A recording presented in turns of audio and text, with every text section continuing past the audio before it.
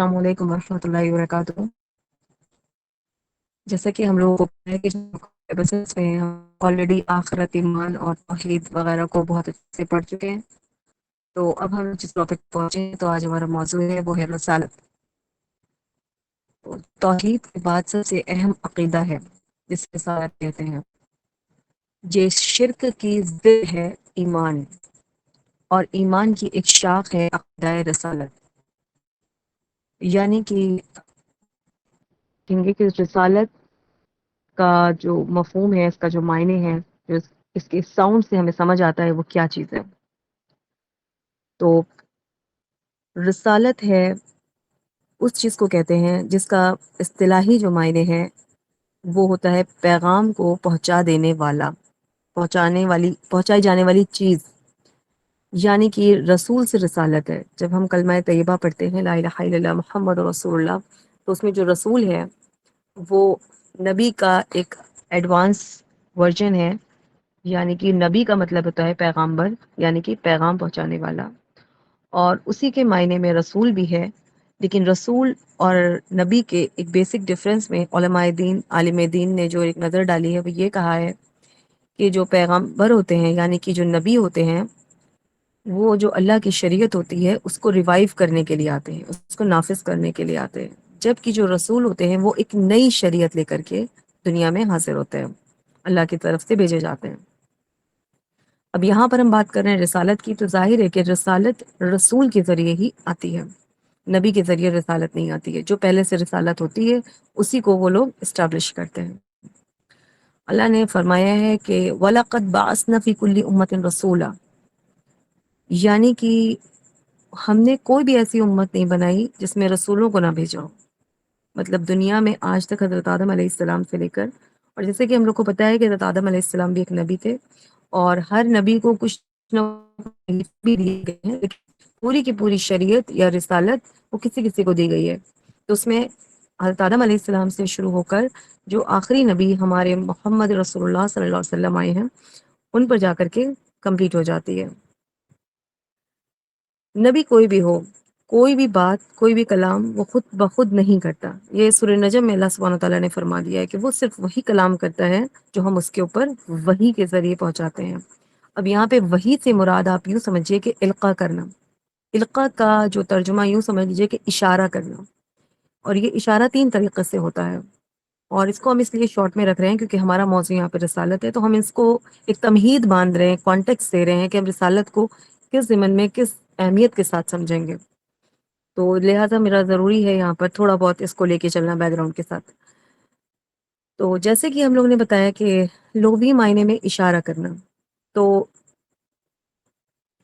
جیسے کہ اللہ نے فرمایا کہ ہم نے اپنے نبیوں کے پاس جو بھی کلام کیا وہ زیادہ تر اپنے بھیجے ہوئے فرشتوں کے ذریعے کیا، یعنی کہ اللہ تعالیٰ رسول اللہ صلی اللہ علیہ وآلہ وسلم سے جو کلام کرتے تھے وہ بھی جبرائیل امین کے ساتھ کرتے تھے، تو وہ بھی کون تھے؟ فرشتے تھے۔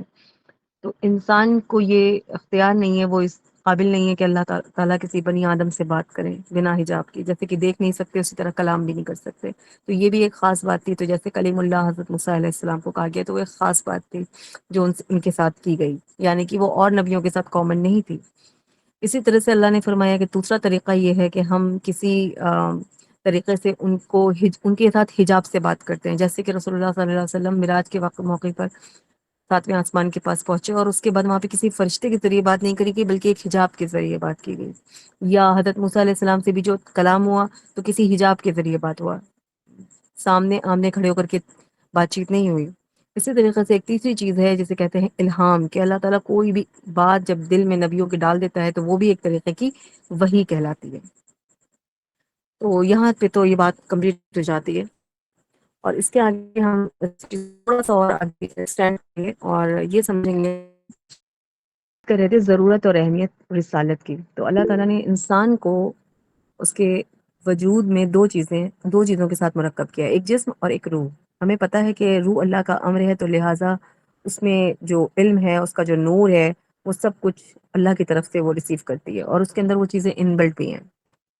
اور ایک ہے جسم جو دائمی مادے سے ریڈی ہوا ہے، اور اس کو تقویت بھی اسی طریقے سے ملتی ہے، جیسے کہ اللہ سبحانہ تعالیٰ نے قرآن میں کیا فرمایا، وَأَنزَلْنَا اس ذکر کراہن لتبین الیہم، یعنی کہ ہم یہ کتاب آپ پر اس لیے نازل کرتے ہیں کہ آپ ان لوگوں کو آم، کھول کر بیان کر دیں۔ کیا چیز کھول کر بیان کر دیں؟ یہی لقد کان لہم فی رسول میں، یہی والا اسوۃ الحسنہ، کہ تمہارے لیے جو تمہارے نبی ہیں یہی تمہارے لیے اسوہ حسنہ ہے۔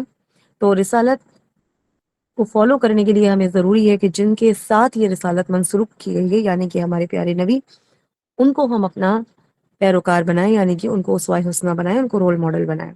تو جب ہم ان کو سمجھیں گے اور ان کو سمجھنے کے ساتھ ساتھ ان کو اپنا رول ماڈل بنائیں گے تو ہمیں رسالت کو امپلیمنٹ کرنا آسان ہو جائے گا۔ یہ اس لیے اللہ تعالیٰ نے ہم لوگ کو اشارہ دیا ہے۔ جیسے کہ کم و بیش فرمایا جاتا ہے کہ جتنے بھی دنیا میں آج تک نبی آئے ہیں ان کی جو کاؤنٹنگ ہے وہ لگ بھگ 1,24,000 کے قریب نبی آئے ہیں، اور جب رسولوں کی تعداد اسی کے مقابلے میں بہت ہی قلیل ہے، بہت ہی تھوڑی ہے، کہ 300 یا 313 کہیں کہیں آتا ہے کہ کے ذریعے شریعت کو دنیا میں بھیجا گیا ہے۔ اب یہ تو ایک بہت ہی سرسری سی انفارمیشن تھی۔ اب ہم یہاں پر بات کرتے ہیں کہ نبوت اور رسالت یہ دونوں چیزیں مل جاتی ہیں، تو اس کی کچھ دلائل ہیں جس میں 3 باتیں بہت ہی اہم ہیں۔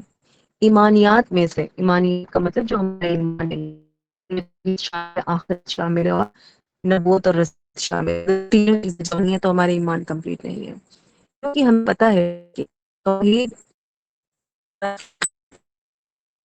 اور یہ خدا کی طرف سے منسوخ ہے، جو آخرت ہے وہ حشر کی طرف سے خدا کی طرف جاتا ہے۔ اس لیے بھی پوری جو وجوہات ہیں وہ اللہ کی طرف جاتی ہیں کہ اللہ پہ یقین ہوگا تو آخرت یقین ہوگا۔ لیکن جو نبوت اور رسالت ہے، یہ کتاب نبی جسے ہم کہتے ہیں، مطلب کلام اللہ، یہ جن کے منہ سے نکل رہا ہے، وہ کس طرف منسوخ ہو کے جا رہی ہے کہ وہ بھی چننے والا کون ہے؟ اللہ سبحانہ تعالیٰ۔ وہ جسے چاہتا ہے اس کو رسالت کے لیے چنتا ہے، وہی نبی چنتا ہے، وہی رسول چنتا ہے۔ مطلب یہ مادی طور پہ ہے، جسے ہم چھو سکتے ہیں، ٹچ کر سکتے ہیں، محسوس کر سکتے ہیں اپنے درمیان، جن کو ہم رکھ سکتے ہیں۔ باقی توحید کسی کے اندر ہے ہمیں پتہ نہیں، آخرت کب ہوگی ہمیں پتہ نہیں، لیکن نبوت اور رسالت ایک ایسی چیز ہے جو ہمارے درمیان جب سے آئی تھی تب سے، اور جب تک ہم زندہ رہیں گے ہمارے درمیان رہے گی۔ اب یہاں سے ہم تھوڑا سا اس کے دلائل پہ غور کریں گے کہ دلائل نبوت اور رسالت کیا ہے۔ دیکھیے، ایمانیات میں بعض پہلوؤں سے جو نبوت پر ایمان ہم رکھتے ہیں، اس میں خدا کی جتنی بھی ہستی ہے اس کو ہم ایمانیات سے ریلیٹ کرتے ہیں، اور آخرت کا جو عقیدہ ہے وہ بنیادی حقیقت سے، جیسے کہ بھی ہم نے آپ کو ایکسپلین کیا کہ توحید، آخرت اور نبوت اور رسالت، یہ 3 4 چیزیں جو ہے نا یہ بنیادی اسوہ ہیں۔ اور ہم نے آپ کو یہ بھی بتایا کہ نبوت کے دلائل جو ہے نا وہ عقلی نہیں ہوتے ہیں اور وہ حسی ہوتے ہیں۔ اب یہاں پہ سمجھنا بہت ضروری ہے کہ حسی کیا چیز ہوتی ہے۔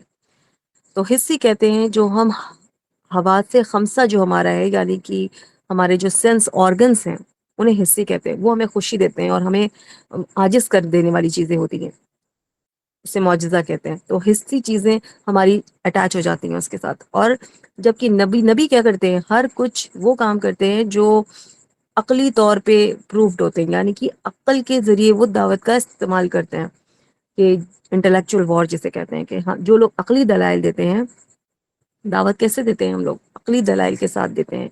تو نبی اکرم صلی اللہ علیہ وسلم کی جو رسالت کا اثبات ہے وہ تمام انبیاء کے ساتھ آپ اس کو ریلیٹ کریے کہ کوئی بھی اگر ہم نبی اکرم صلی اللہ علیہ وسلم کی بعثت کی بات کریں گے، نبوت کی بات کریں گے، رسالت کی بات کریں گے، تو اس کا مطلب یہ ہے کہ پچھلے جتنے بھی نبی ابھی تک دنیا میں گزر چکے ہیں ان سب کے لیے یہ سارے کے سارے پیرامیٹر فکس ہو جائیں گے، ٹھیک ہے؟ کیونکہ جو بھی بات کریں گے وہ کامن یونیورسل لیول پہ کریں گے، نبی اور رسالت وہ سارے کے سارے نبی اس میں کاؤنٹڈ ہو جائیں گے، ٹھیک ہے؟ تو نبی کو جو سب سے بڑی حصی دلیل دی جاتی ہے وہ یہ دی جاتی ہے کہ ان کو معجزے کی شکل میں کچھ عطا کیا جاتا ہے۔ اور معجزہ کیوں دیا جاتا ہے اس پہ تھوڑا سا بات کرتے ہیں۔ ادیبہ آپ سلائیڈ چینج کر دیں پلیز۔ تو سب سے امپورٹنٹ چیز ہے، زیادہ تر اکثر یہ دیکھی جاتی ہے کہ نبی کو، کسی بھی نبی کو اللہ سبحانہ تعالیٰ نے کوئی بہت بادشاہت کے ساتھ نہیں بھیجا ہوتا ہے دنیا میں۔ مادی زندگی میں بہت زیادہ کوئی سیاسی اقتدار نہیں ہوتا ہے، کوئی بہت بڑے عالم علماء نہیں ہوتے، ہاں ایک اچھے خاندانی ہوتے ہیں، انٹلیکچوئلس ہوتے ہیں، لیکن جزوی کو چھوڑ کے، جیسے کہ حضرت سلیمان ہے یا اس طرح کے کچھ نبیوں کو چھوڑ کے باقی جتنے بھی نبی تھے زیادہ تر ان کو اس طریقے کی کوئی بادشاہت وغیرہ یا منسلک وغیرہ نہیں دیا گیا، پوزیشن نہیں دی گئی، اس طریقے کا کوئی اقتدار حاصل نہیں ہوا کرتا تھا۔ اور خاص کر جب ان کو کسی نئی قوم کی طرف منسوخ کیا جاتا تھا، کہ منسوخ کیا جاتا تھا کہ آپ کسی نئی قوم کی طرف جائیں اور وہاں پہ جا کر کے دعوت دیں، تو یہ ضروری ہے کہ قوم کیا چاہتی ہے، کہ کیوں آپ کو ہم اپنا جو ہیڈ ہے، یعنی کہ کیونکہ نبی کو اگر نبی مان لیا تو ضروری ہو جائے گا کہ اس کی بتائی ہوئی ہر بات کی ہمیں پیروی کرنا لازم ہے۔ تو اس وجہ سے یعنی کہ اس کے لیے ضروری ہو جاتا ہے کہ کوئی خاص ایسی چیز وہ پیش کرے، کیونکہ یہ عوام کی کیا ہوتی ہے، ایک خناس سمجھ لیجئے، اس کی فطرت ہے کہ وہ چاہتی ہے کہ کچھ مجھے عاجز کر دینے والی چیز آپ مجھے دکھائیں، یعنی کہ معجزہ دکھائیں۔ جب تک کہ اور ہر قوم نے اپنے نبی سے وقت کے معجزے کی ڈیمانڈ کی ہے۔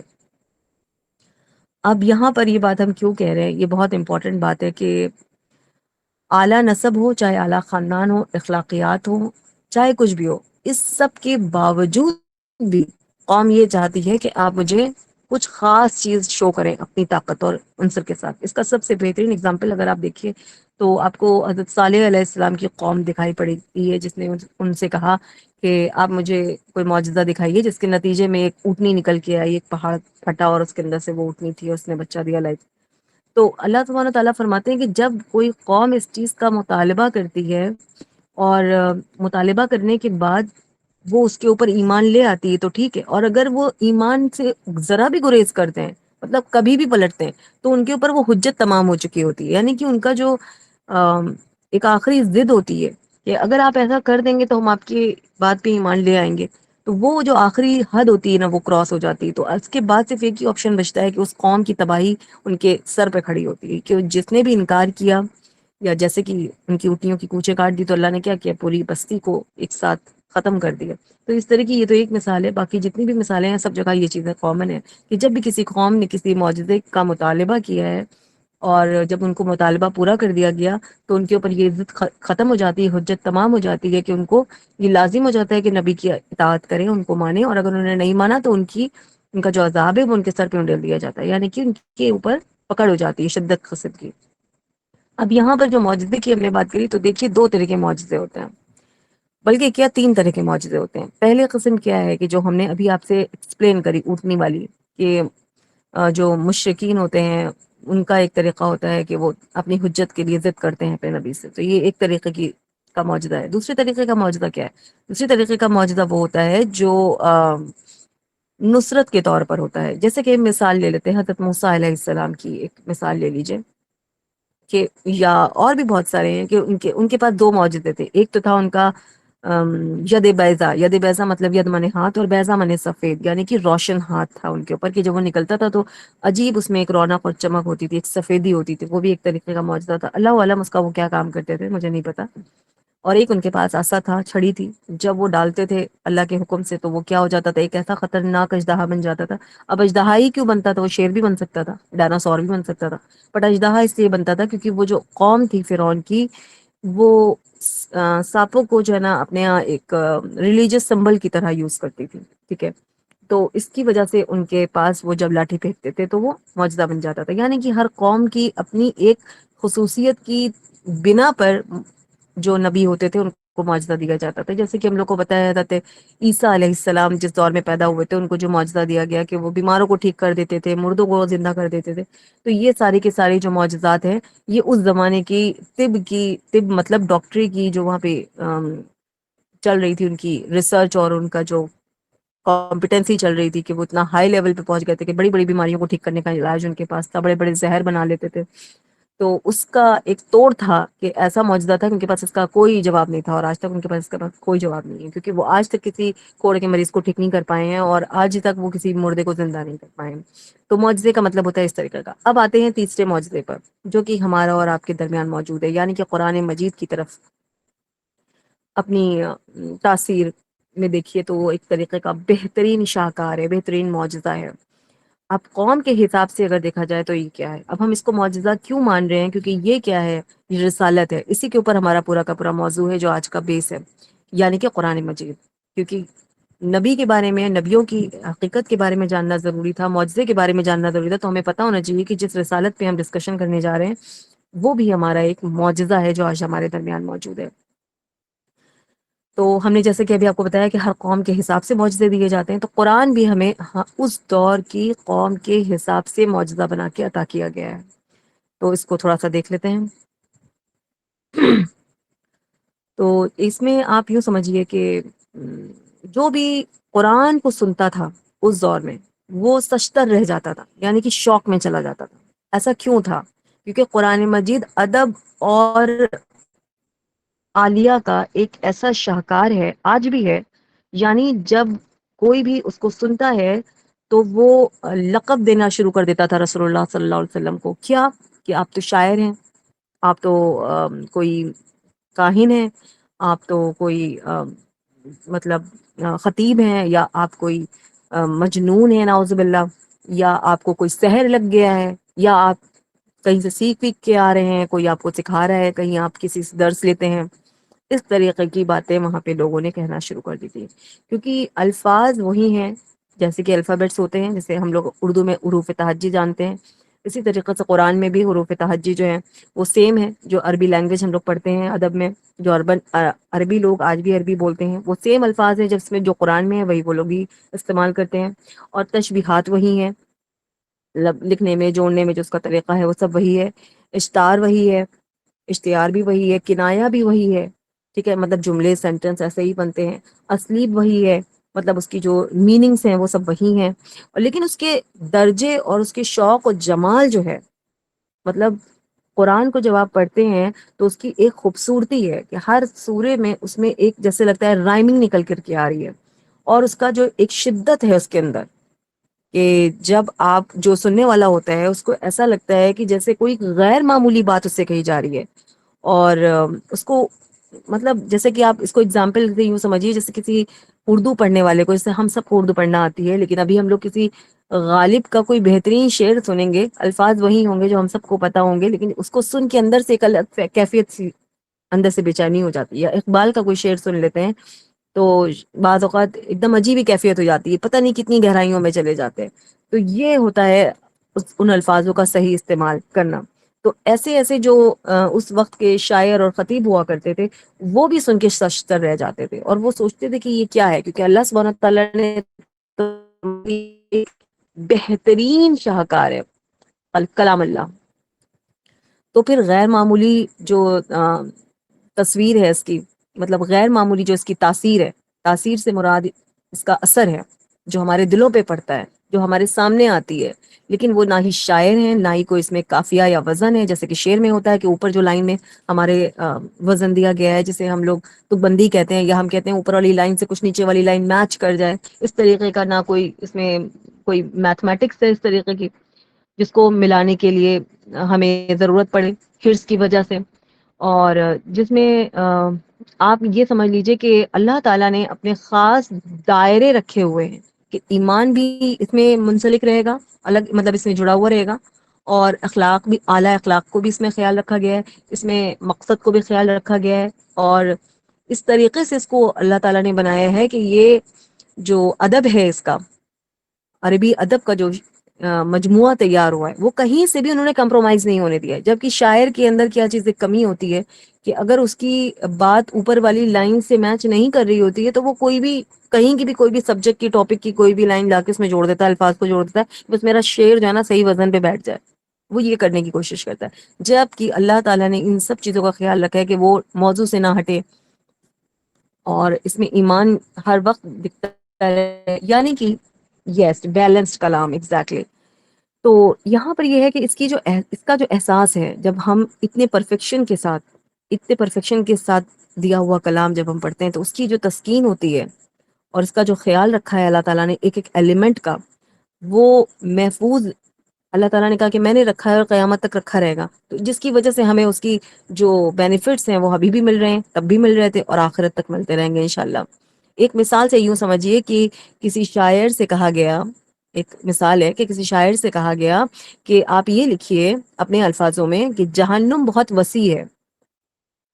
تو انہوں نے کیا کیا کہ وہ خود ایک بہترین ادیب تھے، بہت ہی بہترین لکھتے تھے، اور ایک غیر معمولی جملے ان سے لکھے جاتے تھے، مطلب اپنے دور کے بڑے مشہور تھے. تو انہوں نے کیا کیا، 1 2 3 4 5 10 15 20 جملے انہوں نے لکھ ڈالے.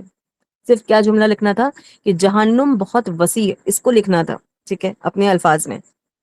ابھی ہم آپ کو بتائیں گے کہ یہ مثال ہم نے کیوں بتائی ہے. تو انہوں نے کیا کیا کہ اور کہا کہ اس سے زیادہ جملے نہیں بن پائیں گے، مطلب میں نے جتنے بنا دیے ہیں پرفیکٹ تھے نا بڑے اپنے زمانے کے. تو انہوں نے کہا کہ یہ جتنے جملے میں نے بنائے ہیں تقریباً 20 جملے انہوں نے بنائے تھے. انہوں نے کہا اس سے زیادہ جملے نہیں بنائے جا سکتے، یہ ممکن نہیں ہے اس کے علاوہ بنے. تو پھر ان کے سامنے سورہ قاف کی ایک آیت تلاوت کی گئی. کیا تھی وہ آیت؟ وہ آیت نمبر 30 ہے. یوم نقول لجہنم حل امتلاتی وتقول من مزید، حل من مزید، یہ اس کا جواب ہے، حل من مزید. آخری کیا مطلب ہوا؟ جس دن ہم کہیں گے، کون کہے گا؟ اللہ سبحانہ تعالیٰ کہیں گے جہنم سے. کیا کہیں گے؟ کیا تو بھر گئی؟ اور وہ کیا جواب دے گی؟ وہ کہے گی اور کچھ مزید ہے. حل من مزید، اور کیا اور کچھ مزید ہے، یہ اس کا جواب ہے.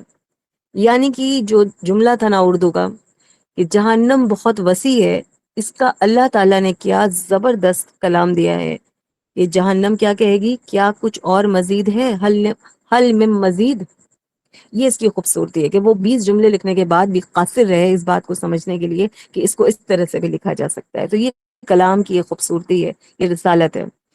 تو بات یہ ہے کہ جتنے بھی لوگ ہوں گے، سب جتنے بھی لوگ ہوں گے آج سے نہیں، مطلب تب سے لے کر کے اور قیامت تک آنے والے، ان سب کو اللہ تعالیٰ نے قرآن میں ایک چیلنج کریٹ کر دیا کہ تم بنا لو ایسی کوئی آیت، ایک بنا لو. سورے نہیں بنا سکتے تو کچھ چند آیتیں بنا لو، چند آیتیں نہیں بنا سکتے تو 3 آیتیں بنا لو. سب سے چھوٹی آیت آیت کوثر ہے، سورہ کوثر ہے سب سے چھوٹی سورہ، ویسی بنا لو. وہ بھی نہیں، یہاں تک کہ ایک آیت بھی تم بنانے سے قاصر ہو، یہ اس کا بہترین اگزامپل ہے.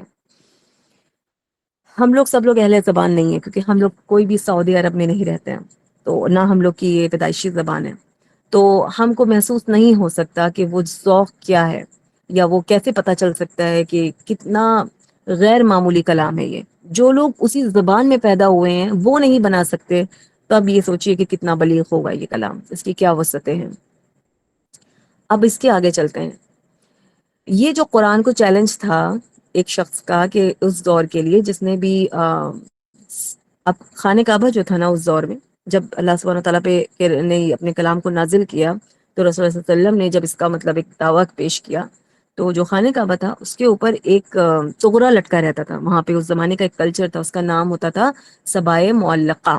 سبائے معلقہ، اس میں کیا ہوتا تھا کہ اس دور کے جو اصل کے 7 خاص خصائب ہوتے تھے. خاص مطلب ٹاپ کے جو شاعر ہوتے تھے، دیوان لکھنے والے اور شاعری کرنے والے، اور ان سب کے جو کلام ہوتے تھے وہ اس میں لکھ کر کے 7 لوگوں کے مطلب گریڈز دیے جاتے تھے، جیسے 1 2 3 ہوتا ہے نا، ایسے 7 لکھے جاتے تھے، اور وہ حرم کی دیوار پر، خانہ کعبہ کی دیوار پر لٹکا دیا جاتا تھا. یہ عربوں کا ایک ٹرینڈ تھا.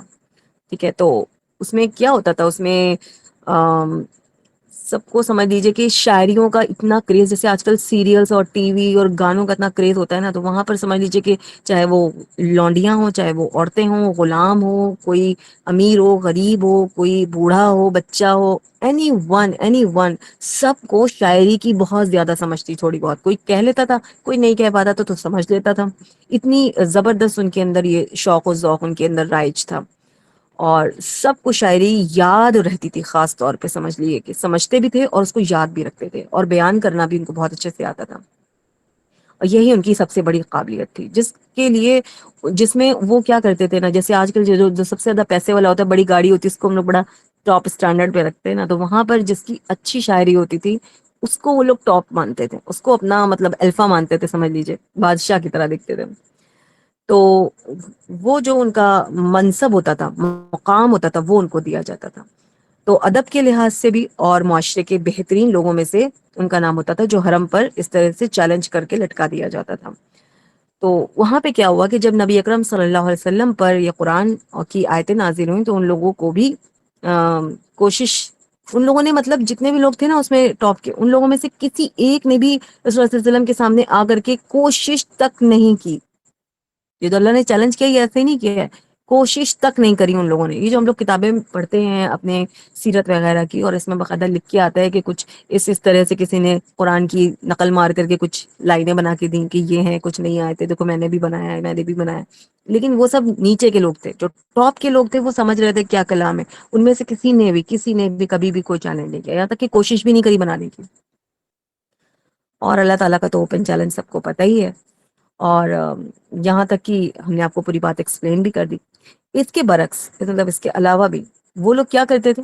جواب نہیں دیتے تھے باقاعدہ. اس کے اپوزٹ میں جو ایک جاہل کا کام ہوتا ہے کہ جب وہ آپ کو آپ کے علم کے مطابق جواب نہیں دے پاتا ہے تو وہ کیا کرتا ہے؟ آپ کے ساتھ جرا کرتا ہے، آپ کے ساتھ بدتمیزی پہ آمادہ ہو جاتا ہے، اپنی جہالت نکالتا ہے، اور اتنا جاہل ہو جاتا ہے کہ آپ پہ ظلم و ستم کرتا ہے، یعنی کہ مارتا پیٹتا بھی ہے.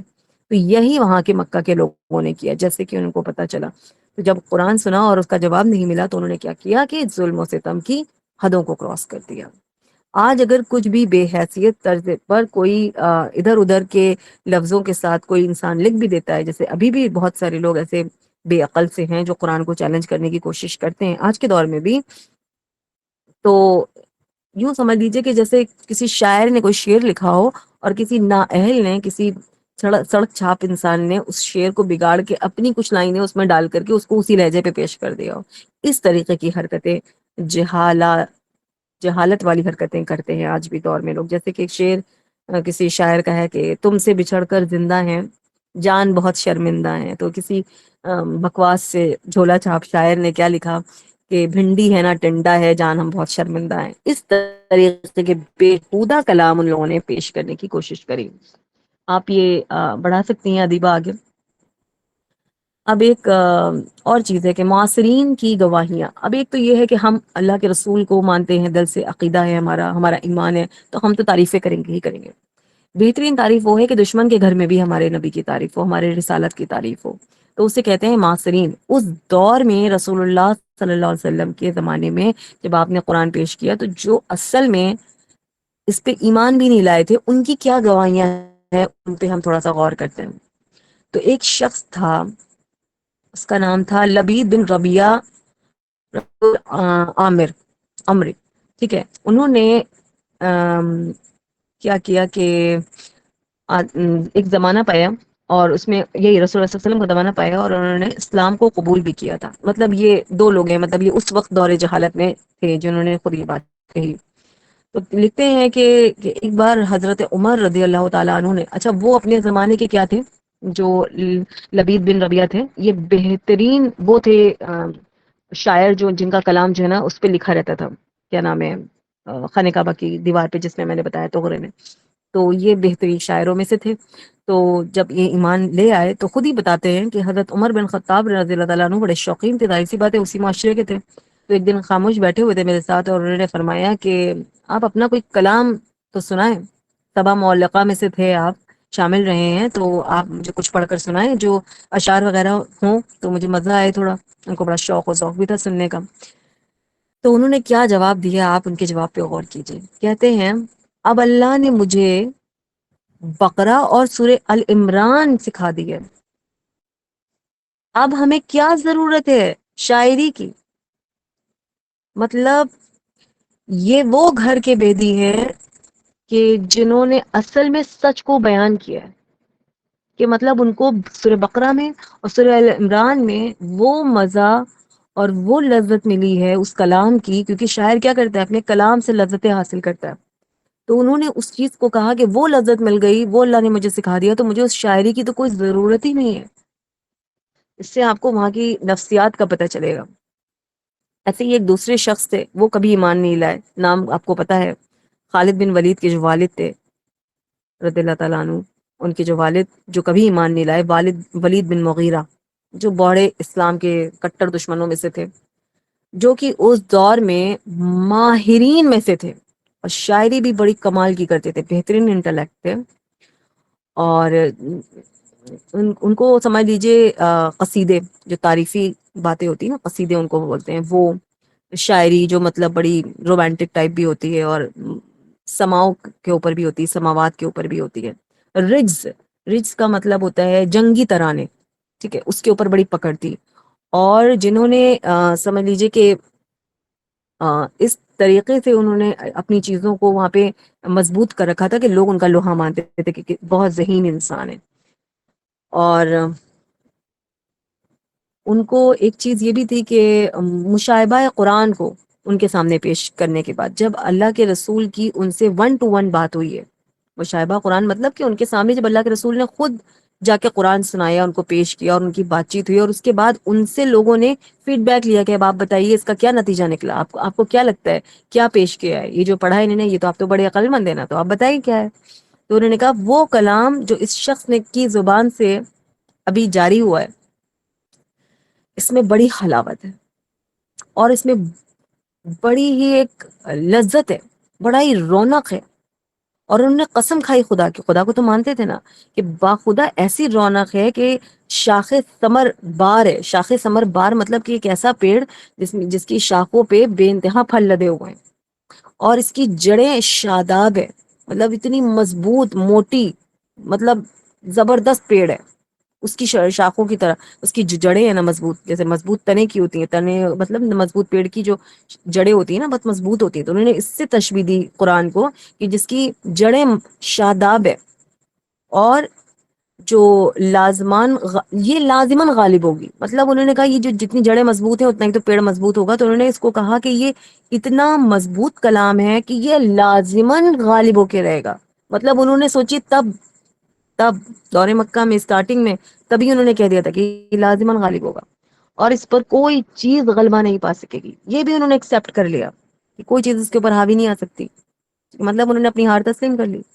اور یہ گواہی ایسے شخص نے دی جو اسلام دشمنی میں اپنے خاتمے پر پہنچائے، یعنی کہ وہ اپنی موت تک کبھی اسلام نہیں لائے.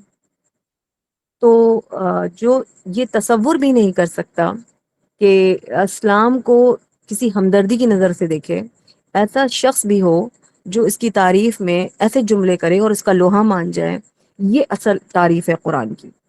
کہ کس قدر عاجز کیا ہوا تھا قرآن نے ان کے دماغوں کو، ان کے ذہنوں کو. یہ اس دور کے لوگوں کی کچھ گواہیاں تھیں جو بھی ہم نے آپ کے سامنے پیش کری ہیں. اب ہم چاہتے ہیں کہ آپ تھوڑا سا آگے بڑھیں. ادیبہ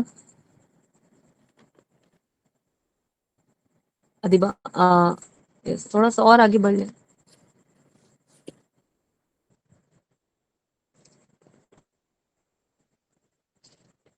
یس، ٹھیک ہے.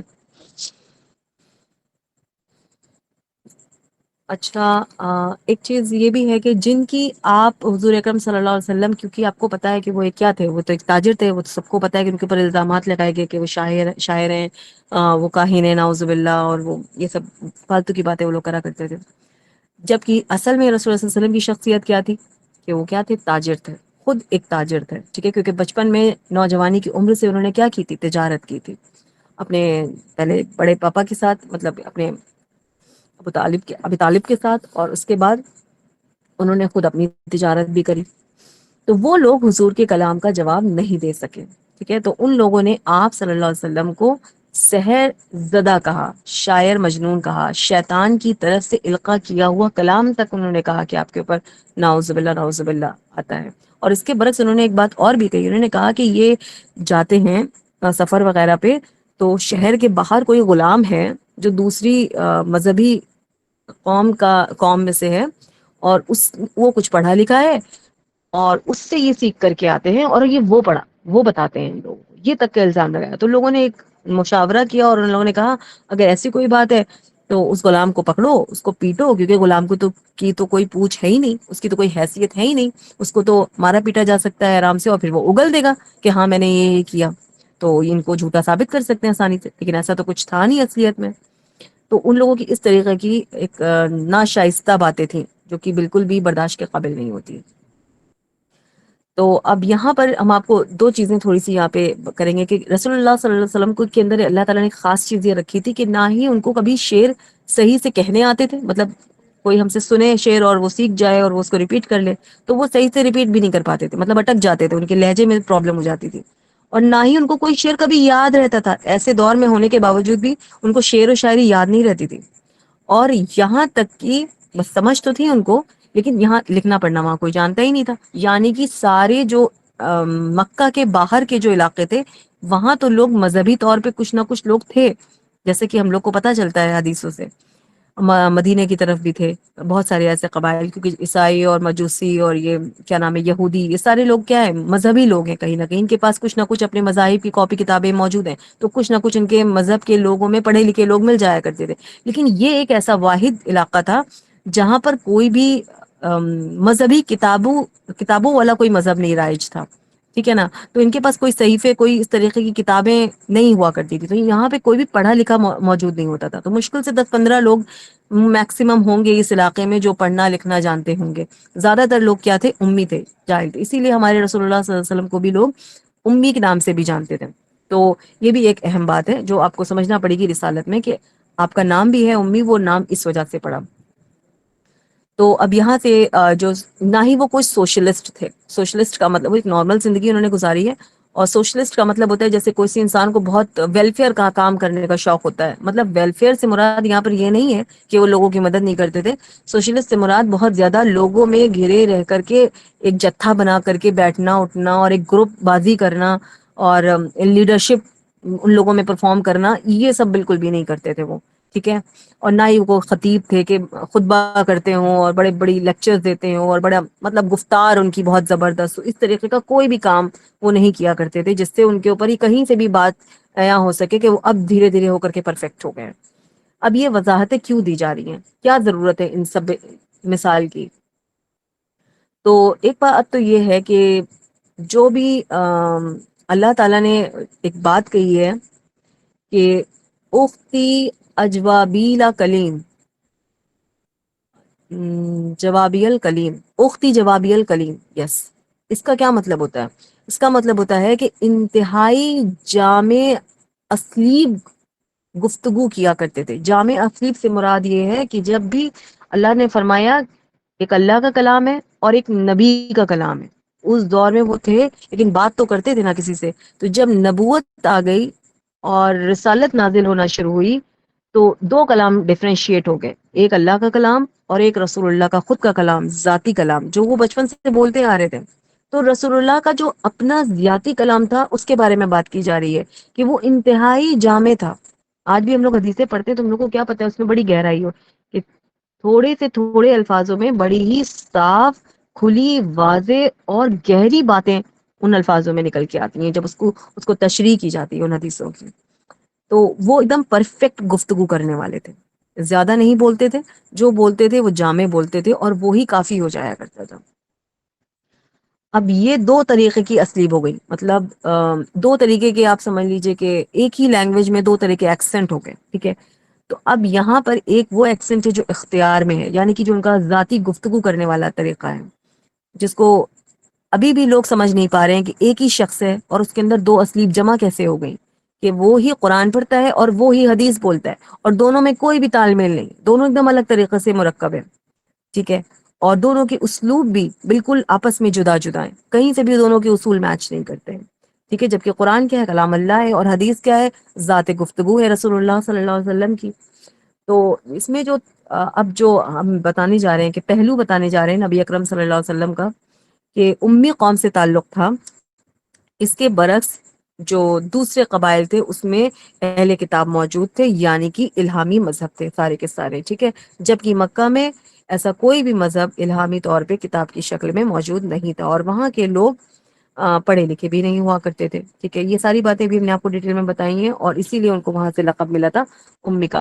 تو وہاں پر کچھ علمی مذاہب کے لوگ جو انتہائی سوال بھی پوچھا کرتے تھے، کیونکہ ان کو خود تو معلوم نہیں تھا کہ ان کو چیک کیسے کریں، تو جیسے کہ ہم لوگ کو پتا ہے کہ جو آلریڈی مذاہب کتابیں والے لوگ تھے، جو پڑھے لکھے لوگ تھے، ان کے پاس وہ لوگ جاتے تھے اور وہاں پہ اپنی ڈسکشن کرتے تھے، وہاں ان کو اپنی پرابلم بتاتے تھے کہ میرے یہاں ایسا ایسا ایک شخص ہے جو حبیب میں سے ہے، اور وہ یہ دعویٰ کرتا ہے کہ میں نبی ہوں، اللہ کی طرف سے بھیجا گیا ہوں، اور ایک کلام پڑھتا ہے، تو بتاؤ میں اس کو کیسے چیک کروں؟ تو اکثر آپ نے دیکھا کہ کچھ صورتیں ایسی ہیں خاص، جیسے کہ سورہ یوسف ہے، اور سورہ کہف کے واقعے ہیں، جیسے کہ سورہ اصحاب کہف یا ذوالقرنین کا واقعہ، یا جو بھی اس طریقے کے واقعے ہیں، جس کے بارے میں وہ ان لوگوں سے پوچھ کر آئے جو پچھلی کتابوں میں موجود تھے، اور انہوں نے آ کر کے پھر ان سے کنفرم کرا اور سوال پوچھے کہ آپ مجھے بتائیں کہ یہ کون تھے اور یہ یہاں بنی اسرائیل مصر کیسے پہنچ گئے، تو سورہ یوسف اللہ تعالیٰ نے نازل کری، اور اس کے بعد انہوں نے پوچھا کہ ذوالقرنین کون تھا، اصحاب کہف کون تھے،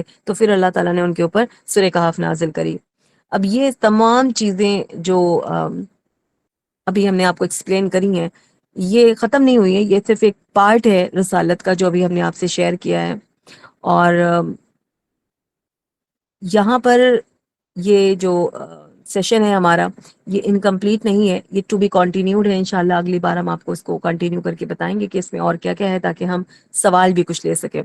تو اس کا مطلب یہ ہوا کہ ابھی ہمیں یہ پتا چلا کہ نبی اکرم صلی اللہ علیہ وسلم کے پاس دو طرح کے اسلوب موجود تھے، اور جس سے آج بھی دنیا قاصر ہے کہ ایک ہی شخص میں دو طرح کے اسلوب جمع کیسے ہو سکتے ہیں۔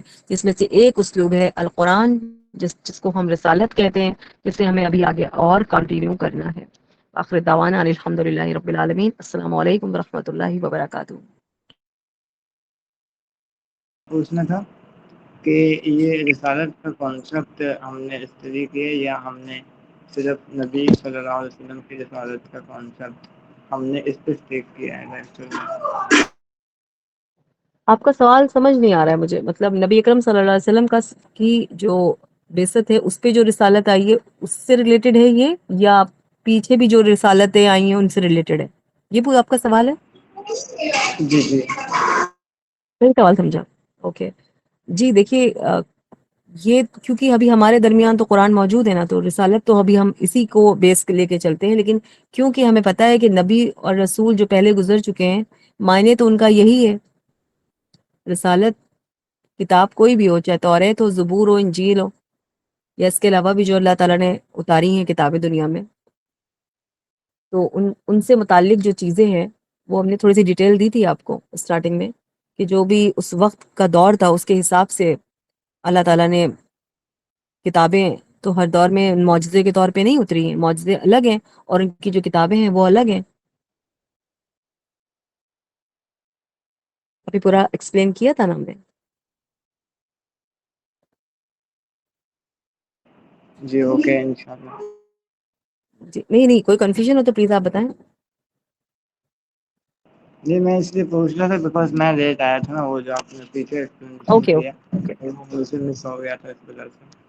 ٹھیک ہے، ابھی ہم ریپیٹ کرنے جا رہے ہیں۔ میری ایک ساتھی ہیں ثانیہ، انہوں نے ریپیٹ کرنے کے لیے بولا۔ جس ثانیہ ہم نے سٹارٹ کیا تھا کہ توحید کے بعد سب سے اہم عقیدہ رسالت کا ہے، اور توحید شرک کی ضد ہے، اپوزٹ ہے، ٹھیک ہے، اور ایمان کی ایک شاخ ہے عقیدہ، یعنی کہ رسالت۔ جب ہم کلمہ توحید پڑھتے ہیں لا الہ الا اللہ محمد رسول اللہ، تو محمد کون ہے؟ رسول ہے صلی اللہ علیہ وسلم، اور ان کے ساتھ کیا چیز منسوخ مطلب ہوئی ہے، کیا چیز آئی ہے ان کے ساتھ منسوخ کی گئی ہے؟ قرآن۔ تو قرآن کو رسالت کہتے ہیں، رسول جو کتاب لے کر آتے ہیں اس کو رسالت کہتے ہیں، ٹھیک ہے۔ تو پیغام کو رسالت کے، کوئی بھی طریقے کا پیغام ہو اس کو لانے والے کو پیغمبر کہتے ہیں، یعنی کہ نبی کہتے ہیں۔ عالم دین جو بھی ہیں ان کی نظر میں رسول وہ ہوتے ہیں جن کے ساتھ شریعت آتی ہے، اور نبی وہ ہوتے ہیں جو پہلے سے موجود شریعت کو نافذ کرتے ہیں، مطلب ریوائیو کرتے ہیں اس کو، ٹھیک ہے۔ اور اس کے لیے ہم نے ایک آیت بھی آپ کو پیش کری تھی کہ اللہ سبحانہ تعالیٰ نے فرمایا اعوذ باللہ من الشیطان الرجیم وَلَقَدْ بَعَثْنَا فِي كُلِّ أُمَّةٍ رَسُولًا، کہ ہم نے ہر امت میں رسولوں کو بھیجا ہے۔ کوئی ایسی امت نہیں گزری ہے جس کے درمیان کوئی خبر سنانے والا نبی یا رسول نہ پہنچا ہو، ٹھیک ہے۔ اور یہ سٹارٹنگ حضرت آدم علیہ السلام سے ہوئی ہے، جو کہ آخری نبی، آخری پیغمبر محمد رسول اللہ صلی اللہ علیہ وسلم پہ آ کر کے خاتم النبیین پہ مکمل ہوئی ہے۔ اور کوئی بھی نبی بات نہیں کرتا سوائے اس کے کہ اس کے اوپر اپنی خواہش نفس کے ساتھ کوئی بھی بات نہیں آگے پہنچاتا، بلکہ وہ صرف کلام کرتا ہے جو کہ اللہ اس کے اوپر وحی کرتے ہیں۔ یہ سورہ نجم میں اللہ تعالیٰ نے آلریڈی بتا دیا ہے۔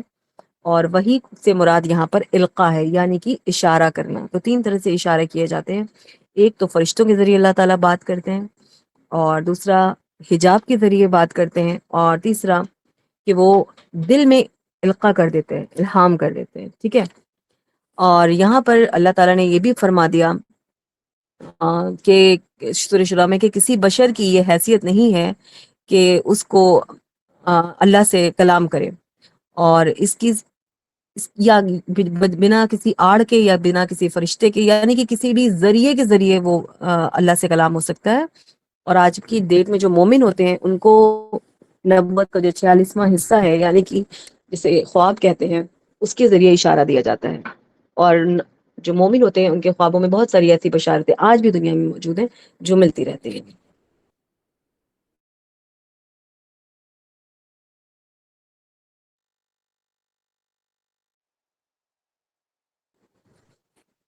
جی یہی بتایا تھا میں نے. اور بھی آسانیاں آپ نے ثابت سنا ہوگا آئی تھنک. ہم نے ایک بات اس میں اور ایڈ کی تھی. جی Sania, why we are not affected by Quran when it list. اچھا وی آر لسننگ، ہم نے پڑھا نہیں ہے کہ چاہیے لائک قریش پیپل. جی نہیں، ہر انسان کے اوپر قرآن اثر نہیں کرتا ہے، یہ بھی ایک بات ہے. اب یہاں پر یہ بات ہم نے کیوں کہی ہے، یہ سمجھنا اس لیے ہے کیونکہ بہت سے لوگ کوشچن کرتے ہیں کہ ہم لوگ قرآن پڑھتے ہیں ہمارے آنسو نہیں نکلتے ہیں، جبکہ سورہ انفال میں اللہ سبحانہ تعالیٰ نے کیا فرمایا تھا کہ مومن وہ ہے، مطلب صفت بتائی تھی کہ مومن تو وہ ہے جو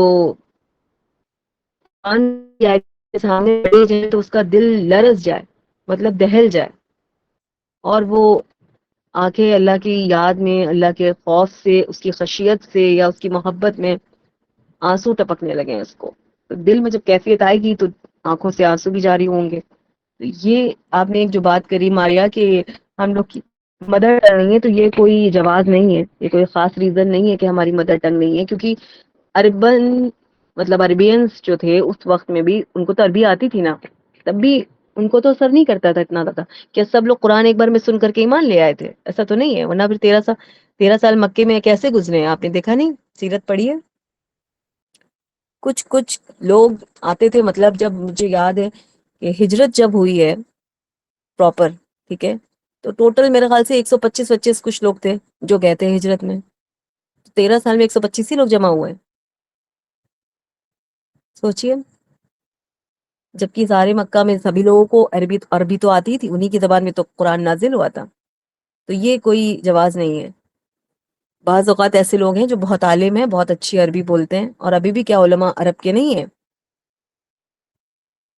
کتنے علماء اجمی ہیں، لیکن ان کے پاس علم زیادہ ہے قرآن کا، ان کے پاس زیادہ گہرائی ہے، زیادہ ان کا تعلق ہے قرآن سے، اللہ سے اخلاص زیادہ ہے، وہ اللہ کو یاد زیادہ کرتے ہیں، عمل زیادہ اچھا کرتے ہیں. تو لینگویج ہے ایک بیریئر، لیکن یہ کوئی اتنا بڑا بیریئر نہیں ہے.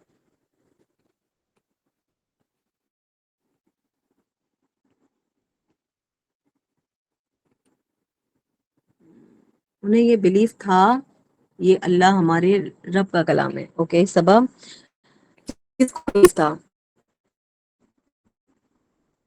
impressed by the قرآن، مگر ان کے انا بیچ میں آ جاتی تھی. ہاں یہ تو ہے، ظاہر ہے. وہ بہت امپورٹنٹ بات آئی، کیا کہتے ہیں کہ کسی اور وہ جو 40 سال کی عمر میں جب نبوت آتی ہے تو اکثر کیا ہوتا ہے کہ ہم لوگ سمجھتے ہیں کہ کوئی بہت عمر دراز شخص کو نبوت آئی ہے، جبکہ ایک عام معاشرے میں، سوسائٹی میں جب آپ دیکھیے تو بڑی عمر کے لوگ 50 پلس ہی ہوتے ہیں. 50 55 پلس کے جو لوگ ہوتے ہیں نا وہ بڑے کہلاتے ہیں، دکھنے میں بھی وہی بڑے لگتے ہیں. 40 سال کا ایک شخص وہ نوجوان تو نہیں لگتا، لیکن جوان ضرور لگتا ہے. ٹھیک ہے، تو وہ ان کی نظر میں، ان میچور لوگوں کی نظر میں بچہ ہوتا ہے. تو وہ اس کے تابع کیسے آ سکتے ہیں اتنی جلدی؟ کیسے اس کی بات سے کنونس ہو سکتے ہیں؟ وہ نہیں ہوتے ہیں، تو ان کی آنا ہی آتی ہے بیچ میں. بالکل صحیح کہا آپ نے اشر. ہم، جن کے آنسو آتے تھے قرآن سن کر. جی بہت سارے ایسے صحابی ہیں اور جو قرآن سنتے ہی رونا شروع کر دیتے تھے. جی بالکل صحیح کہا آپ نے. ابھی بھی ایسے ہیں لوگ بہت سارے جن کے ثانیہ آپ کو اور تو نہیں آگے بڑھنا ہے؟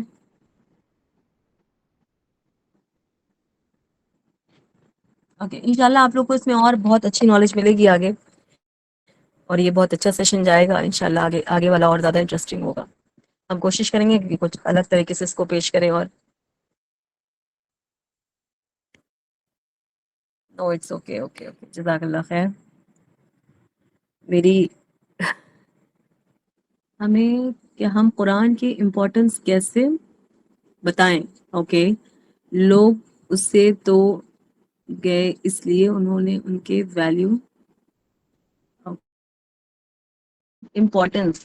دیکھیے ہر انسان کو یہ پتہ ہونا چاہیے کہ پہلی بات تو قرآن پہ ایمان یہ ہمارا کیا ہے، توحید میں جو ایمان آتا ہے نا اس کا ایک اہم رکن ہے، ایک اہم شاخ ہے.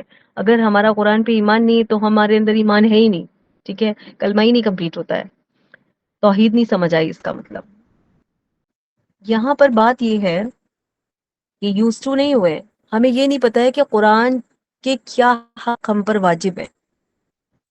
ایک ہی واجبات ہمیں پتا ہے، وہ یہ ہے کہ قرآن پہ ایمان ہونا چاہیے اور اس کی تلاوت کرنی چاہیے، اور بہت زیادہ پتہ چل گیا تو تجوید اچھی ہونی چاہیے، اس کو اس کے مخارج کے ساتھ پڑھنا چاہیے، اور زیادہ کچھ پتہ چلا تو ہاں ہمیں اس کی ترجمے بھی پڑھنے چاہیے. اچھا اور زیادہ پتہ چل گیا تو ہمیں دوسروں کو پہنچانا بھی چاہیے. اچھا اور زیادہ پتہ چل گیا تو بس یہیں پہ فکس. یا پھر اب لوگ کہنے لگے تفکر کرنا چاہیے، تدبر کرنا چاہیے اور عقل لگانی چاہیے. ٹھیک ہے نا، تو تدبر کے ضمن میں کچھ لوگ ابھی بھی پیچھے ہیں بہت زیادہ. تو یوز ٹو تو تب ہوں گے جب صرف تلاوت کریں گے اور خاموش ہو جائیں گے، لیکن تدبر کریں گے تو یوز ٹو نہیں ہوں گے. ہمیں تو یہ ہمیشہ مائنڈ میں نہیں رہتا، یہ ڈائریکٹ اللہ ہم سے بات کر رہا ہے. Okay, how does the believe in رسالت encourage unity among the followers of different prophets. Okay.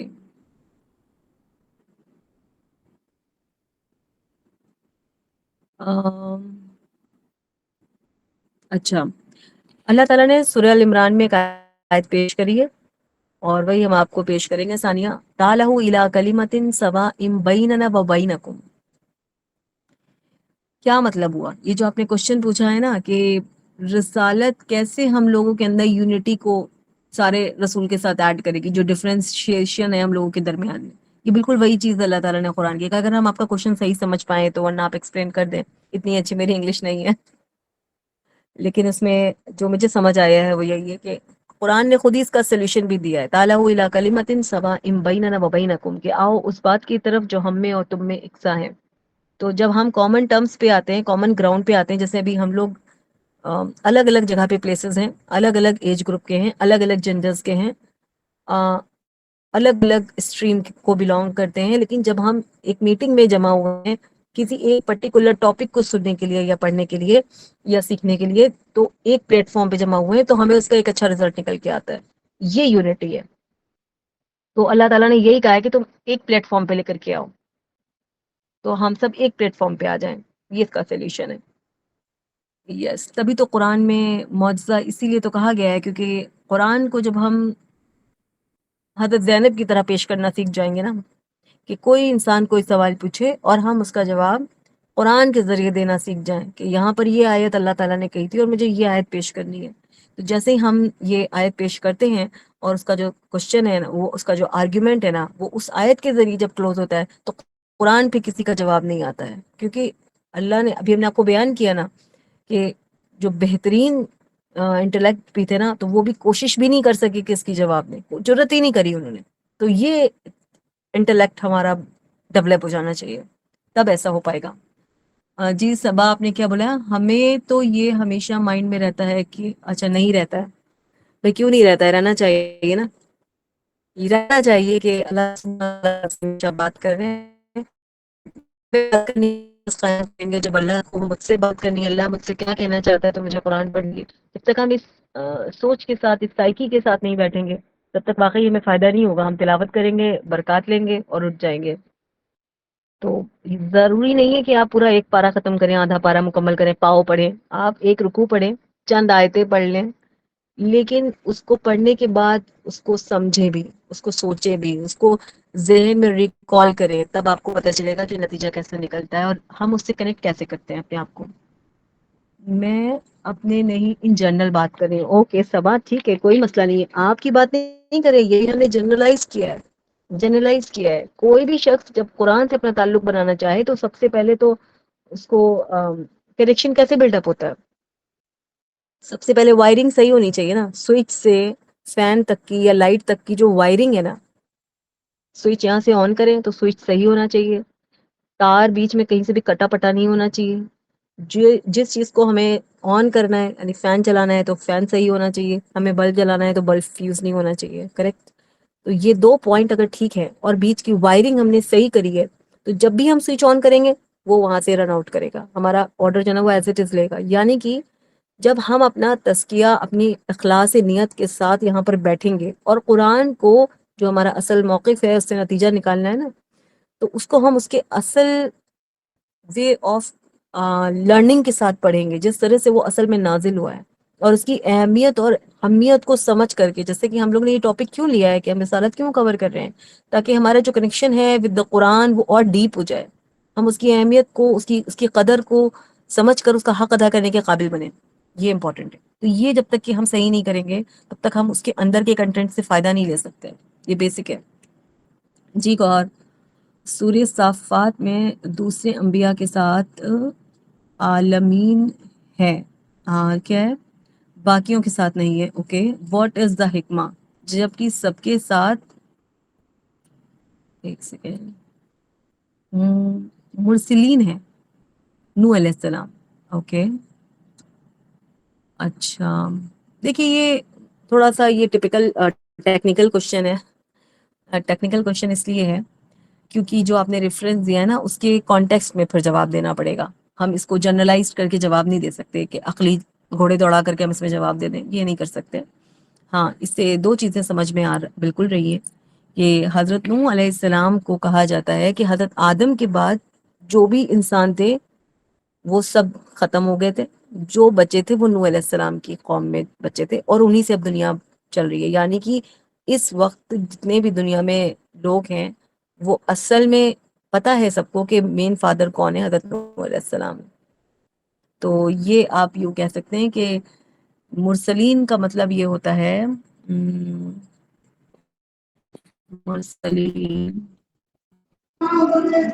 مرسلین کا معنی ہوتا ہے رسولوں میں سے, بھیجے ہوئے میں سے. مرسلین بنے رسولوں میں سے. جی, تو وہ بڑے رسولوں میں سے ہے نا, مطلب ویسے تو اولو العزم رسولوں میں سے تو نہیں ہے. یہ جو بھائی سوال کر رہے ہیں یہ بہت زیادہ نا ان ڈیپتھ ہے, بہت زیادہ کرٹیکل ہے. مشکل سوال ہے, بہت مشکل ہے. جی جی, یہ اصول کرٹیکل سوال ہے. تفصیل ہے نا, اصول تفصیل کے اور قرآن کے علوم پہ مشکل ترین سوالوں میں سے ہے. تو یہاں پہ کوئی بھی اس قابل نہیں ہے کہ وہ اتنا ڈیپتھ آنسر دے سکے. Number 37. Okay. بل جاء الحق وصدق المرسلين. In fact, he came with the truth, confirming the earlier messengers. تو اس آیت کے متعلق کیا سوال ہے؟ ان کا سوال دیکھیے لکھا ہوا ہے کیا ہے, ان کا سوال ہے کہ سورہ صافات میں دوسرے انبیاء کے ساتھ عالمین ہے بل باقیوں کے ساتھ نہیں ہے, اور واٹ از دا حکمہ, اس کی کیا حکمت ہے, اور جب کہ سب کے ساتھ مرسلین ہے. ٹھیک ہے, اور حضرت نوح علیہ السلام انہوں نے لاسٹ میں لکھا ہوا ہے. مطلب میں تو سمجھ گیا کہ نوح علیہ السلام کے ساتھ جو عالمین لکھا ہے وہ تو بہت کلیئر واضح اس کی ایکسپلینیشن ہے حدیث میں, لیکن میں یہ نہیں سمجھ پا رہا کہ یہ باقی انبیاء کے ساتھ کیا لگا ہے اور کیا نہیں, اس کی کیا بات کر رہے ہیں, یہ کلیریفیکیشن. جی پتہ نہیں کیا پوچھنا چاہ رہی, مجھے لگ رہا ہے کچھ کلیئر سوال بھی نہیں ہے ان کا. مرسلین کا ورڈ ریلیٹڈ ہے, وَإِنَّ لُوطًا لَمِنَ الْمُرْسَلِينَ, اور بے شک لوط بھی رسولوں میں سے. اگین میں سمجھ نہیں اور پا رہا یہاں پہ کہ یونس علیہ السلام کے لیے بھی مرسلین ہیں. نوح علیہ السلام کے ساتھ جو عالمین لکھا ہے وہ ایک الگ کانٹیکسٹ میں لکھا ہے, سلام علی نوح ابھی تو ہم فی نے بتایا ان کو العالمین. عالمین کیوں کہا گیا, نہیں وہ آپ نے فی سنا نہیں, ہم نے العالمین ہے شاید وہ. اس کا جواب دیا. ہاں لیکن وہ فی العالمین ہے اور باقیوں کے لیے من المرسلین ہے, دونوں میں فرق ہے نا. جتنوں کا ذکر ہے ان سب کو یہ کہہ کے پکارا گیا ہے کہ یہ من المرسلین ہے, اور سب کے لیے یہی ورڈ ہے کہ جیسے ہی نوح علیہ السلام کا ذکر ہے وہاں پہ آتا ہے سلام علی فی سلام علی نوح فی العالمین. अगर पूरा तो आप सूरा पूछ रहे हैं पढ़े कि तो क्यों? किसी के भी साथ देखिए, सलामुन अला नूहुन फिल आलमीन जो वर्ड है वो किसी और के साथ नहीं है। हालांकि इसमें ये इब्राहिम दो अलग अलैहिस्सलाम और इस्माइल अलैहिस्सलाम है। हम्म, तो आप देखें ना सूर्य के मतलब कंस्ट्रक्शन को, दो अलग अलग कॉन्सेप्ट यहाँ पर जो है अलग तरीके से एक्सप्लेन किए जा रहे हैं। पहला कि जहाँ पर मिनल मुरसलीन कहा जा रहा है, तो वहाँ पर बहुत क्लियरली स्टेटेड है कि वहाँ पर कंफर्मेशन दी जा रही है कि ये वाला जो नबी गुजरे हैं या फिर अंबिया इकराम गुजरे हैं, ये तमाम तर जो है मुरसलीन में से हैं। ओके, यानी कि रसूलों में से हैं। मुरसलीन वो लोग होते हैं जो रिसालत लेकर आते हैं, जो पैगाम लेकर आते हैं, राइट। तो मुरसलीन जो है वो जमा है रसूलों की। तो तमाम तर अंबिया इकराम की कंफर्मेशन दी जा रही है कि सारे के सारे जो हैं उन रसूलों में से हैं जिन्होंने पैगाम लेकर जो है वो अपनी कौम की तरफ पहुंचे थे। ओके, ये अलग ही कॉन्सेप्ट है। और सलामुन अला नूहिन फिल आलमीन जो है ना, ये अलग ही कॉन्सेप्ट है। ओके, इस कॉन्सेप्ट को अगर से आप समझना चाहते हैं, मैं आपको हदीस बता रहा हूँ ये। अगेन सब लोग समझ सकते हैं या नहीं समझ सकते, it again depends on them कि वो किस तरीके से इस हदीस को लेते हैं। ओके, वी नो द हदीस ऑफ इब्न अब्बास रदियल्लाहु अन्हु, जिसमें क्या इरशाद फरमाया उन्होंने, सूरह तलाक की जब तफसीर होती है आखिरी आयत की, तो उन्होंने वहां पर एक और हदीस में इरशाद फरमाया कि अगर से 7 आसमान और 7 जमीन जो है वो मिसल में है, यानी कि 7 आसमान है और 7 जमीन है, तो उसी तरीके से वहां पर आप देखेंगे कि हदीस के कंटिन्यूएशन में उन्होंने बताया कि ये इसी तरीके से है जैसे 7 आदम, 7 नूह, 7 इब्राहिम, 7 मूसा और फिर 7 नूह। ऐसे उन्होंने जो है तमाम अंबिया इकराम की जो है मिसल बताई कि डिफरेंट पैरेलल यूनिवर्सेस में इन तमाम तर अंबिया इकराम की जो है अलग अलग मिशंस के ऊपर जो है एग्जिस्टेंस होती है। सो वी कंक्लूड कि नूह अलैहिस्सलाम की जो लाइफ थी 950 ईयर्स की, जो उनकी तबलीग की लाइफ थी, ये वाली लाइफ जो है ये रेस्ट्रिक्टेड नहीं थी सिर्फ इस आलम के लिए। ये मल्टी डायमेंशनल और फिर पैरेलल यूनिवर्सेस में जो है उनके मिशंस जो है वो चलते रहे। क्योंकि नूह अलैहिस्सलाम के ऊपर हम क्यों एक्सप्लिसिटली बात कर रहे हैं, क्योंकि उनके दौर में ऑलरेडी बहुत सारे ऐसे वाकयात हो चुके हैं जो कभी किसी दौर में हमने नहीं देखे, राइट। कि उनकी जो जंग थी वो किसी और ही मखलूक के साथ थी शुरुआत में, राइट, जिनको खत्म कर दिया गया था। फिर उसके बाद भी जो मामला हुए नूह अलैहिस्सलाम के साथ, सैलाब का आना, राइट, कश्ती का बनना और फिर तमाम तर स्पीशीज का खात्मा हो जाना, सिर्फ वो वाले स्पीशीज बचना जो उनकी शिप में थे, राइट। तो ये सारे जो मामलात हुए नूह अलैहिस्सलाम के दौर में, ये बहुत क्लियरली हमें एक्सप्लेन करता है कि ये वाली जो एरा है, यहाँ पर एक्स्ट्रा ऑर्डिनरी मामला जो है वो होते हुए आए। ओके, तो इस वजह से अल्लाह सुब्हानहू तआला जो कह रहे हैं फिल आलमीन, यानी कि तमाम आलमों में। जब आप आयत को इस तरीके से इस हदीस के कॉन्टेक्स्ट में समझते हैं, तभी आपको इस आयत का जो है प्रॉपर अंडरस्टैंडिंग मिलेगी। वरना फिर जो है आप जितना भी उसको कंस्ट्रिक्ट करने सॉरी रेस्ट्रिक्ट करने की कोशिश करें उसकी मीनिंग को, आप जो है उसकी जो स्कोप ऑफ द आया है उसको लिमिट कर रहे हैं बस। इसके इसके साथ एक एविडेंस मज़ीद अटैच किया जा सकता है। इसी सूरा के अंदर एक और आयत है। फॉर एग्जांपल, अगर एक पर्सनालिटी है जिसका नाम एक है, अगर वो मल्टीपल उसकी वर्जन्स, फॉर एग्जांपल अगर मेरा नाम अफाफ है, अफाफ, ठीक है, ये इस्मुल अलम है, इस्मुल अलम नाम है, ठीक है। अगर यहाँ पे 7 अफाफ बैठे हों तो हम ऐसे नहीं कहेंगे कि सब अफाफ 7 अफाफ बैठे हैं। हम नाम को प्लूरल कर सकते हैं, हम अफाफून अफाफीन कर सकते हैं, नाम को जमा कर सकते हैं अरबी में, ठीक है। इसी सूरा में अगर हम आगे जाएं तो हमें मिलता है व इन्ना इलियास मिनल मुरसलीन, यकीनन इलियास अलैहिस्सलाम भी मुरसलीन में से थे। اور جب ان کی سٹوری ختم ہوتی ہے تو اللہ تعالیٰ فرماتے ہیں وَسَلَامٌ عَلَىٰ اِلْيَاسِينَ، تمام الیاسین پہ سلام ہو۔ تو کلیئرلی انڈیکیٹ کرتا ہے کہ اللہ تعالیٰ نے نام کو جمع میں کیا، یعنی الیاس علیہ السلام are more then one.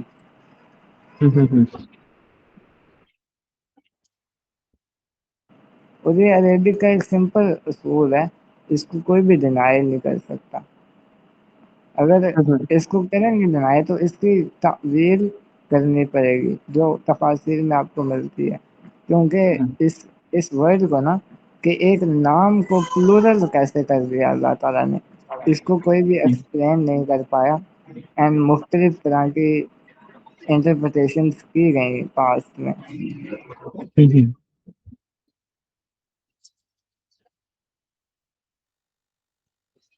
Yeah, that's how we explain this words. Thank you very much, Afaf bhai, کہ آپ نے ایک اور ایڈیشنل پوائنٹ جو ہے اس کے ساتھ جوڑا ہے۔ بارک اللہ fake. Yeah, that's how we explain. اگر سے آپ اس حدیث کے کانٹیکسٹ کے علاوہ ایکسپلین کرنے کی کوشش کریں تو again we limit the scope of the آیت۔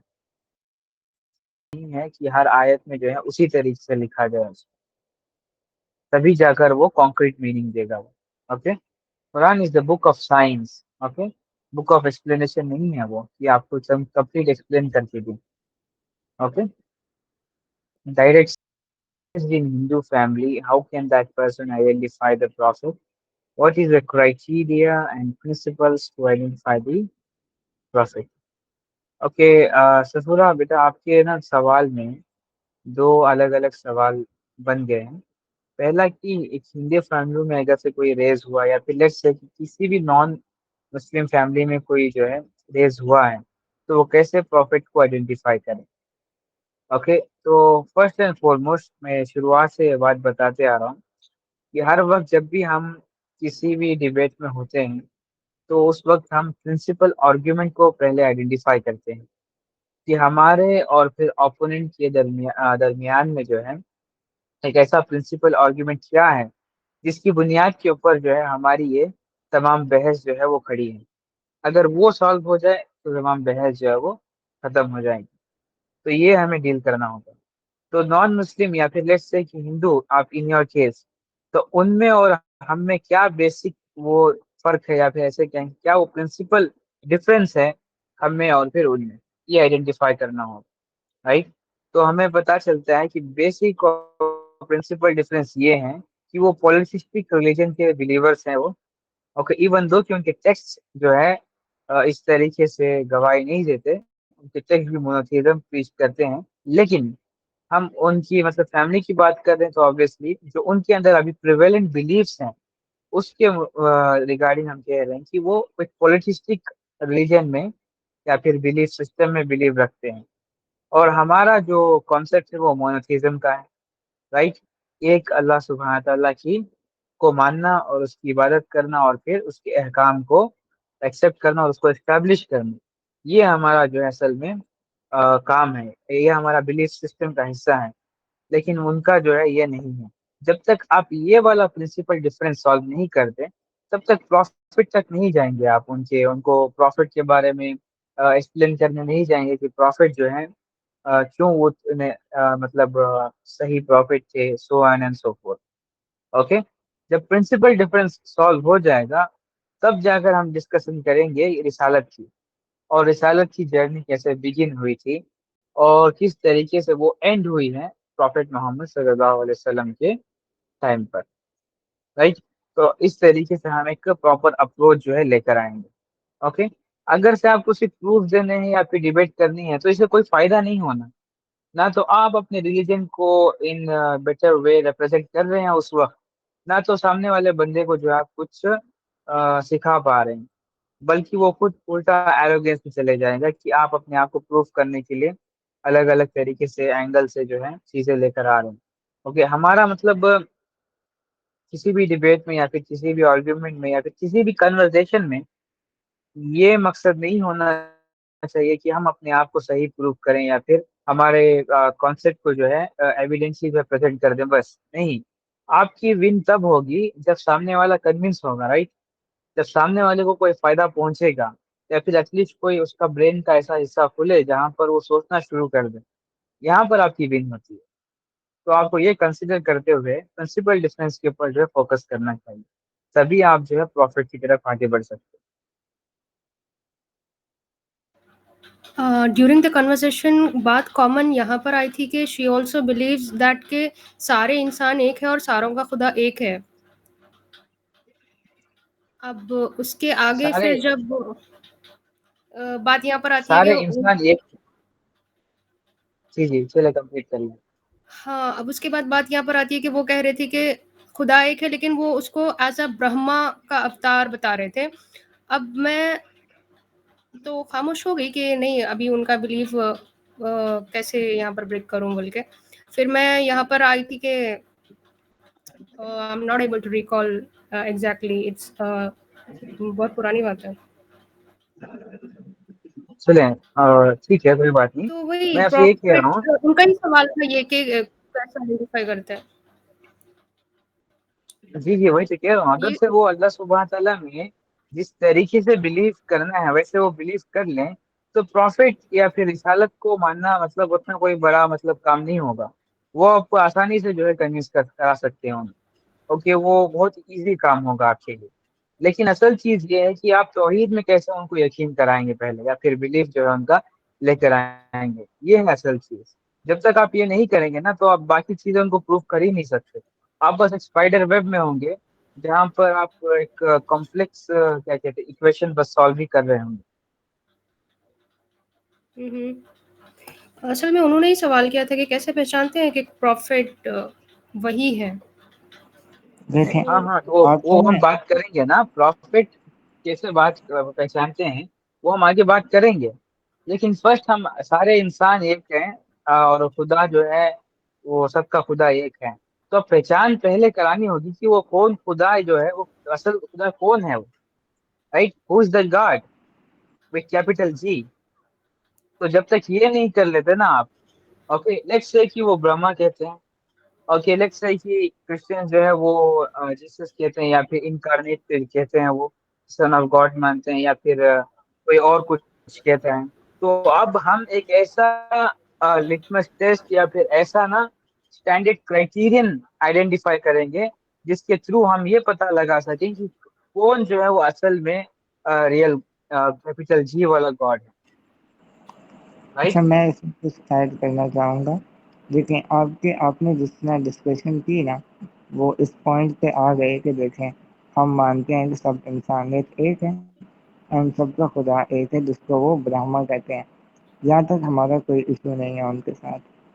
آگے انہوں نے کہا کہ اس کے اوتار ہیں، بہت زیادہ اوتار ہے، ٹھیک ہے۔ اب یہاں سے ہم نے کیا کرنا ہے، ہم نے جس میں اللہ تعالیٰ میں قرآن میں کہتا ہے کہ جس کے ساتھ تم ڈسکس کر رہے ہو ہمیں ان کا ہی اسکرپچر یوز کرنا ہے۔ اینڈ جس میں جوز کے ساتھ ڈبیٹ ہوئی تھی نبی کریم صلی اللہ علیہ وسلم کی، تو اللہ تعالیٰ جس نے کہا تھا قل فأتوا بالتوراة فاتلوها إن كنتم صادقين، لے آؤ تورات کو پڑھتے ہیں اگر تم سچے ہو تو۔ سملرلی آپ نے ان کا اسکرپچر یوز کرنا ہے۔ فار ایگزامپل ابھی انہوں نے جس طرح کہا کہ برہما خدا ہے، ٹھیک ہے، اس کے بہت زیادہ اوتار ہیں، تو آپ ان سے پوچھیں کہ آپ کے اسکرپچر میں اوتار کا کیا معنی ہے۔ اوتار سنسکرت کا ورڈ ہے جس کے معنی ہے کہ خدا کا بھیجا گیا یا خدا کا سایہ جس شخص پہ ہو۔ سملرلی اس کا جو معنی لٹرل معنی ہے نا، اس کا معنی یا تو نبی یا رسول کے قریب ہوتا ہے اوتار۔ اور اگر ان کے اسکرپچر میں لکھا ہے کہ خدا نے بہت سارے اوتار بھیجے زمین پہ، تو وی ایگری، یس، بہت سارے انبیاء بھیجے، اینڈ اس کی جو ڈیفینیشن ہے اوتار کی وہ ہم ان کے اسکرپٹ سے نکال سکتے ہیں کہ کیا ہے، ٹھیک ہے۔ اس کے لیے آپ کو چاہیے ہوگا کہ تھوڑا بیسک نالج آپ کیسے کریں ان کے اسکرپچر کے حوالے سے، پھر انشاءاللہ اب وہ کنونس ہو جائیں گے جب آپ ان کا ایویڈنس ان کے اگینسٹ یوز کر رہے ہوں گے نا، وہ کنونس ہو جائیں گے انشاءاللہ۔ Okay, that's the thing again Sakura which I have highlighted for you. Okay, آفاق بھائی نے نا تھوڑا سا اور اس کو سمپلیفائی کر دیا، لیکن اسٹینڈرڈ کرائٹیرین کی جب ہم بات کرتے ہیں نا, that's nothing but scriptures, right? Let's pick up the scriptures and look into the chapter of God with capital G again, okay, in which the attributes are mentioned. تو ان ایٹریبیوٹس کی بنیاد کے اوپر جو ہے ہم ریئل خدا کو جو ہے اس کی پہچان کریں گے. The moment they realize the real God with capital G is Allah subhanahu wa ta'ala, then you can proceed with your risala.